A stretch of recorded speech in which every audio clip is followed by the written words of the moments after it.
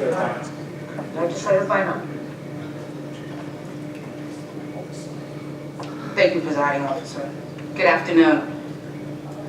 Well, I'm actually encouraged to hear that we are now at this stage hiring or considering hiring a consultant to do the oversight of Armor and quite possibly play a role in the transitioning of healthcare providers, because this is something that this particular caucus has been asking for since March.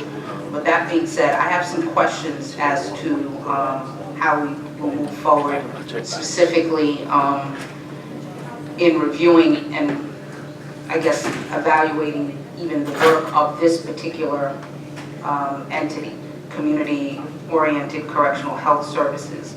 So they're going to report to the Commissioner of Corrections. Now, can I understand first and foremost, what is the employment structure of the Commissioner of Corrections? Is he full-time, part-time? What is his?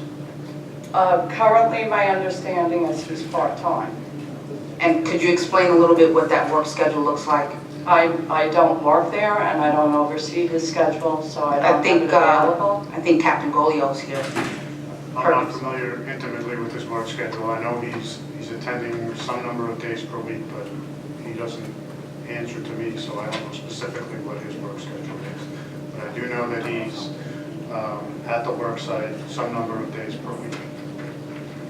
So I would think that given the fact that this institution relative to the delivery of health services is really in turmoil, and that being under the reports from Newsday and the Commission of Corrections and the like that have said that we've to this point had 12 inmate deaths and 6 of them possibly suspicious or due to negligence, that if we're going to have someone within the county administration be the oversight of that entity, that will now come in and do the direct oversight, that we need to understand what that person's work schedule will be and what that reporting to that individual will look like.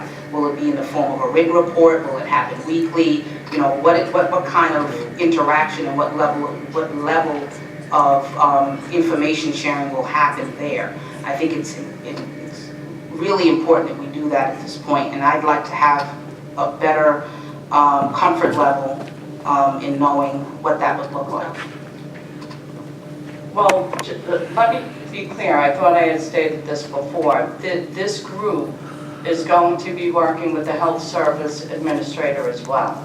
So while the Commissioner of Correction is the main contact person for anything that this group, coaches, would need, they're also going to be working with other members of the department and working with Armor. That's why they'll be attending the meetings with Armor and with security staff. That's why they will be the ones who review the corrective action plans, if any are necessary, along with the Health Service Administrator, and then ensure implementation. So I'm not quite sure. Okay, so I'm hearing what I heard you the first time, but what I'm asking for is a more detailed understanding of how that will be undertaken, or how that will act, what that will look like.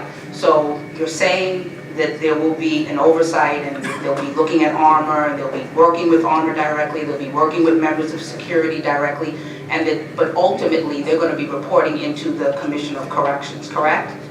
They'll be reporting to the Commissioner of Correction, and if written reports are required, they'll be reporting to the assigned Deputy County Attorney.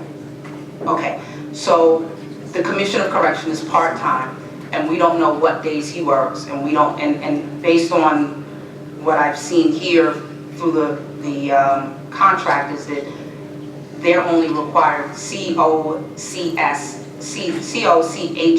is only required to be on site weekly. Do we even know that they're going to be on site on the same day? That's the kind of level of detail that I'm looking for at this point. Well, the one thing I have been assured of is that the Commissioner of Correction makes himself available when needed. As I'm sure you're also aware, in the absence of a Commissioner of Correction, and there had been, the sheriff is always available. And make no mistake that the sheriff will involve himself in listening to coaches, hearing their recommendations and meeting with them. But again, my understanding is that the Commissioner of Correction does make himself available when need be, so that while I can't tell you his exact schedule, my understanding is that it's not necessarily every Monday, Wednesday, and Friday.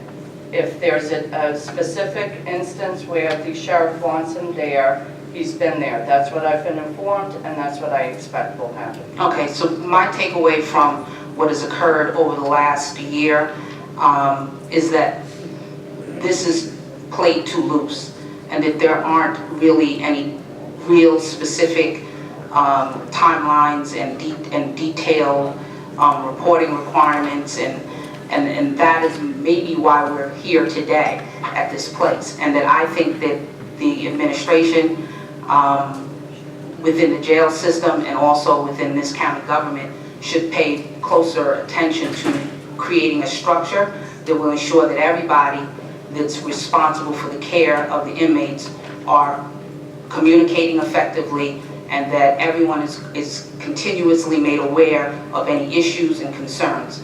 I can't express that strongly enough, that I feel that that in itself was part of the problem, and that's part of why we're here today. I have another question. I would like to respond to what you just said first, if I may. I have to respectfully disagree with your position that no one at the jail has been paying attention. That's not what I said. Basically, you did. That's not what I said. Well, you're stating that you don't see a schedule here. They have had regular monthly meetings between the operational staff and the medical staff since Armor's inception. There was a health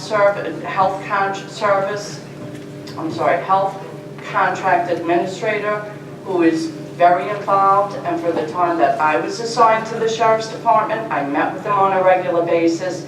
The sheriff has always had an open door to medical and security to address these issues. So Newsday may print what Newsday prints, but they've been keeping on top of it. So, and this is just an additional set of eyes as a result of the serious allegations that were made in the Attorney General's petition, which at this point are just allegations, but in the best interest of the county and the inmates, it was determined that we should get this company with expertise to come in and work with Armor as well. To the point of being, I think, a little too loose with reporting and individuals being fully engaged and aware of what